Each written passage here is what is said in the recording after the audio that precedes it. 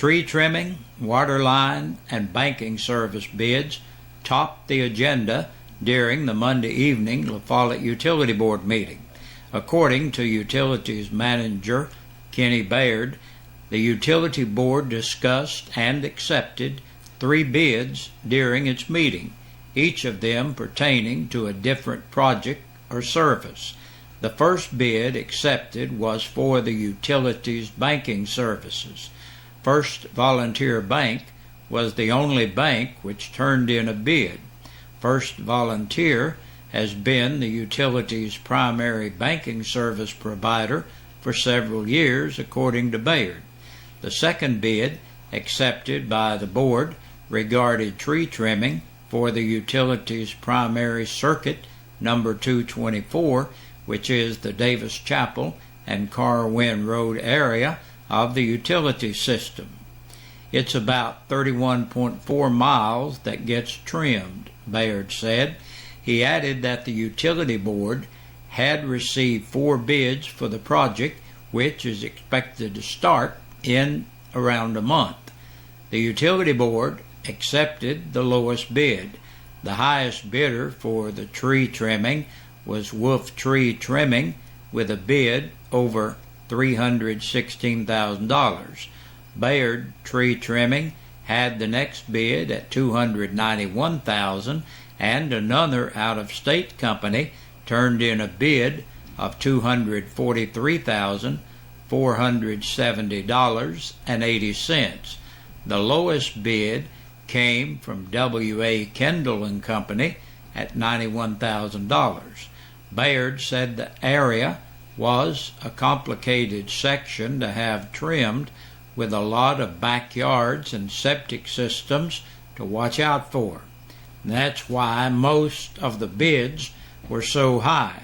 The final bid accepted regarded a rural development project the utility has been working on for the past year or so.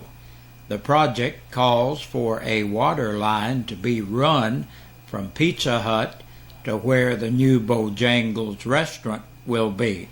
The board accepted the low bid for the project at $29,898.16 from Osborne Excavating out of Speedwell.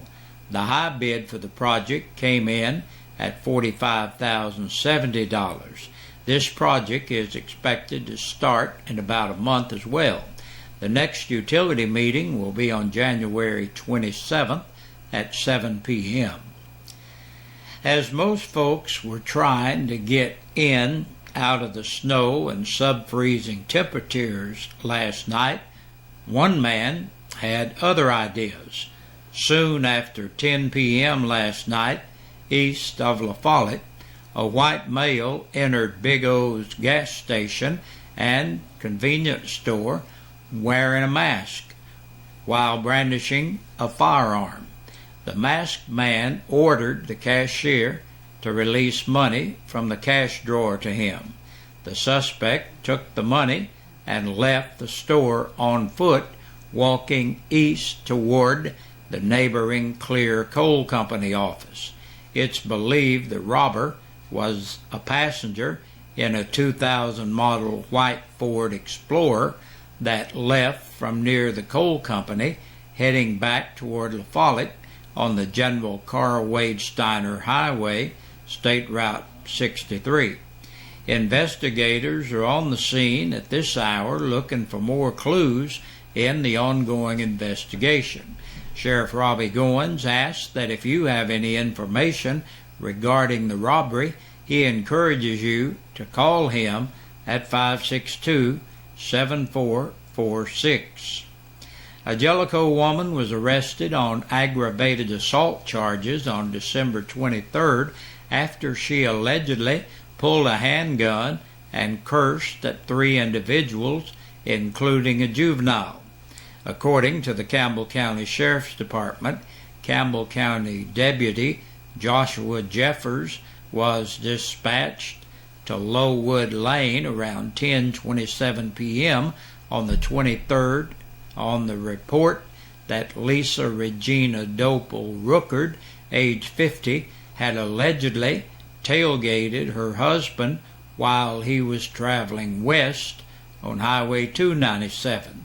The arrest report goes on to state that Dopel Ruckert followed him to his driveway and then pulled a gun on him and two other individuals with him, including a juvenile. Witnesses stated after she cursed them and pointed the gun at them, she pulled out and headed east on Highway 297. When deputies spoke with Dopel Ruckert, she admitted to traveling on Highway 297 and stated she had been going to visit her mother, but denied pulling a gun. She was arrested, according to the report, based on witness and victim statements. A La Follette man was arrested on theft charges after he sold an aluminum boat for scrap while borrowing it from someone else. According to the Campbell County Sheriff's Department arrest report, Ryan Travis Gully, 22, was arrested on December 27th for theft under $500 after he sold a 12-foot aluminum boat for scrap to Jacksboro Metals.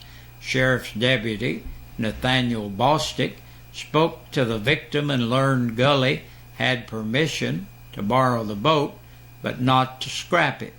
Jacksboro Metals provided a copy of the sale invoice that had a copy of Gully's driver's license on it.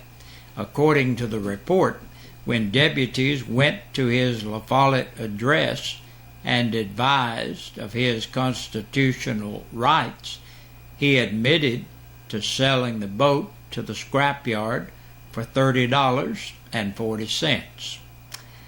And today we will finish out the year of 2013 with the highlights from October to November. An official grievance was filed against then City Administrator Billy Russell by several employees at La Follette. Russell had been the city's administrator for 4 months. La Follette Mayor Mike Stanfield indicated he would have a special call meeting to orally reprimand Russell. Russell was taken a medical leave of absence from work and obtained the services of attorney Dave Dunaway. After 40 years in law enforcement, retired Caryville Police Chief Bill Widener passed away at the age of 65. Before working in Caryville, Widener was a sheriff's deputy for 14 years. The Cougars jumped 2 spots in state rankings of the best football teams. Campbell hit the number 7 spot, while Oak Ridge fell to 10 after the Cougars defeated them 27-14. It was the first time in the Cougars' 39-year history that Campbell County has entered the poll. If the county had any lingering doubts about how residents of the 5th District felt about the possibility of a coal ash landfill, those doubts were laid to rest when over 125 people attended the Commissioner's Workshop in October and expressed their fears about the landfill.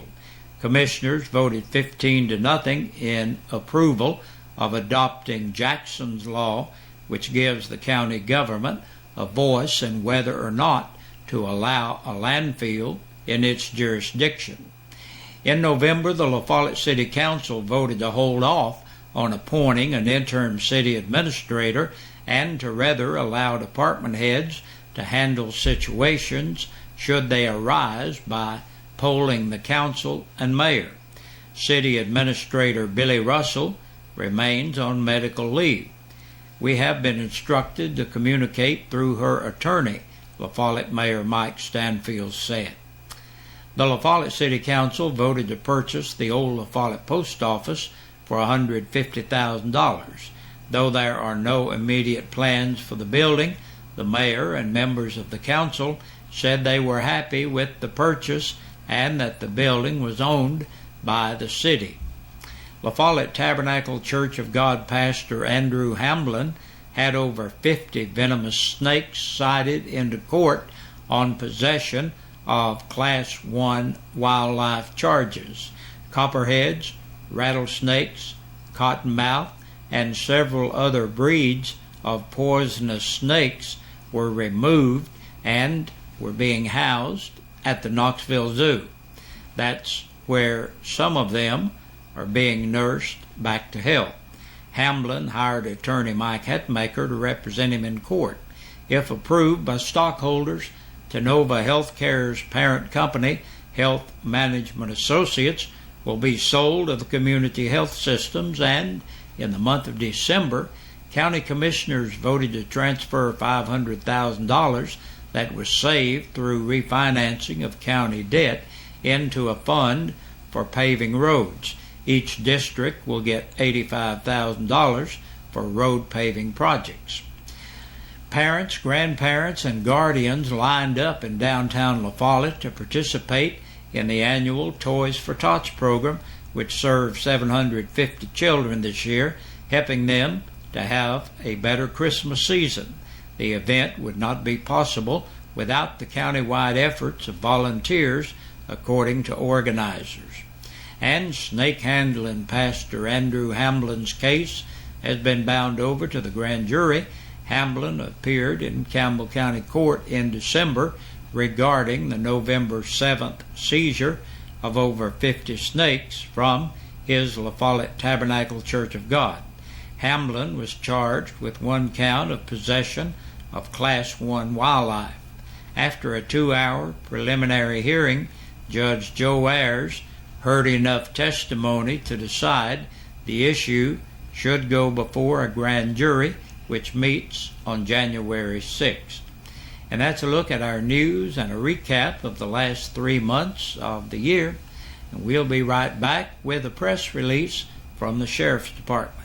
Senior Citizen Insurance, simply the best life insurance for seniors in Tennessee. These days we know you're bombarded with phone, mail, online ads every day trying to sell you insurance. You don't need an oversized insurance policy. You only need enough to cover burial and medical expenses, legal fees, and unpaid bills. You'll breathe easier knowing your family will be protected and your final expenses will be paid. And this insurance is guaranteed. The premium is fixed. It will never go up. The coverage is effective immediately. This insurance is permanent lifetime coverage. Your policy will never go up in cost and will never run out. There's no medical test, no blood test. Just answer a few simple questions and that's it. Senior Citizen Insurance has the best prices anywhere. 865-269-4010. 865-269-4010. And tell them Ron sent you. Senior Citizen Insurance has an A-plus rating with the Better Business Bureau and has never had a complaint filed against it. Senior Citizen Insurance.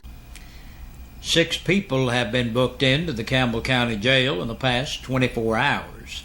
Justin Caleb Bland, 18, of Morton Road, La Follette, for aggravated assault by domestic violence.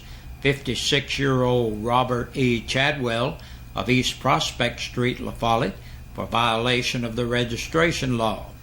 George William Fisher, 28, of Stonehenge Lane in Jacksboro, for domestic assault.